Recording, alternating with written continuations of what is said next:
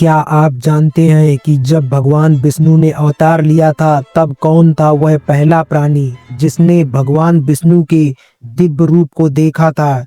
जब जब भगवान ने धरती पर अवतार लिया तब एक ही साक्षी हर बार मौजूद था, वही जिसने युगों को जन्म लेते और मरते देखा, देवताओं और दानवों का साक्षी बना रहा। उसका नाम था जामवंत। कहते हैं वह न किसी माता के कोख से जन्मा था, न किसी यज्ञ से उत्पन्न हुआ था। वह प्रकट हुआ था स्वयं ब्रह्मा की इच्छा से। सृष्टि को एक ऐसे प्रवाह की आवश्यकता थी जो समय के परे खड़ा रहे। साक्षी बनकर ब्रह्मा ने उससे कहा, तुम सृष्टि के साक्षी रहोगे, तुम काल के प्रवाह को देखोगे पर उसका अंग नहीं बनोगे, तुम युगों के आरंभ और अंत तक उपस्थित रहोगे। और इस प्रकार आरंभ होता है जामवंत का अद्भुत सफर। उसने अपने जीवन में वे दृश्य देखे जिन्हें देखने की क्षमता किसी देवता में नहीं थी। जामवंत की शक्ति केवल शारीरिक नहीं थी, वह स्मृति का रक्षक था। कहा जाता है उसे समस्त युगों की स्मृति थी। किस युग में कौन सा धर्म प्रबल हुआ, कौन सा पथ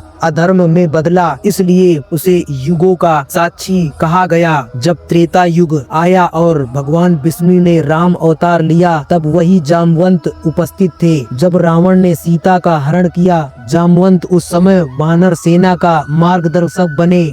उन्होंने हनुमान को उनकी शक्ति का बोध कराया। युगों के साथ जामवंत अपने भीतर समय की गहराई को समेटा। उसने देखा कैसे धर्म समय के साथ बदलता गया। सतयुग में जो शुद्ध था, त्रेता में वह आचरण बन गया और द्वापर में वह संघर्ष। उसने देखा कैसे मनुष्य अपनी शक्ति के साथ अहंकारी में बदलता गया। जामवंत की कथा केवल किसी पुराण का अंश नहीं बल्कि एक संकेत है। जिस समय द्वापर युग अपने चरम पर था, इस युग में भगवान श्री कृष्ण ने अवतार लिया। तब सृष्टि का संतुलन पुनः स्थापित होना था, लेकिन संतुलन कभी बिना परीक्षा के नहीं आता और इस परीक्षा का साक्षी एक बार फिर वही जामवंत बना। यह कथा आरंभ होती है एक रत्न से, श्यामंतक मणि। यह मणि जिसके पास होती उसके राज्य में अनंत समृद्धि और स्वर्ण की वर्षा होती है। सूर्य देव ने यह मणि सत्राजित को दी थी। कृष्ण ने सत्राजित से कहा, यह किसी एक व्यक्ति के लिए नहीं बल्कि समाज के कल्याण के लिए होनी चाहिए। परंतु सत्राजित का हृदय अहंकार से भर गया था। कुछ समय के बाद सत्राजित का भाई प्रतसेन उस मणि को पहनकर शिकार पर गया था, पर वह लौटकर कभी नहीं आया। जब उसकी मृत्यु का समाचार फैला तो नगर में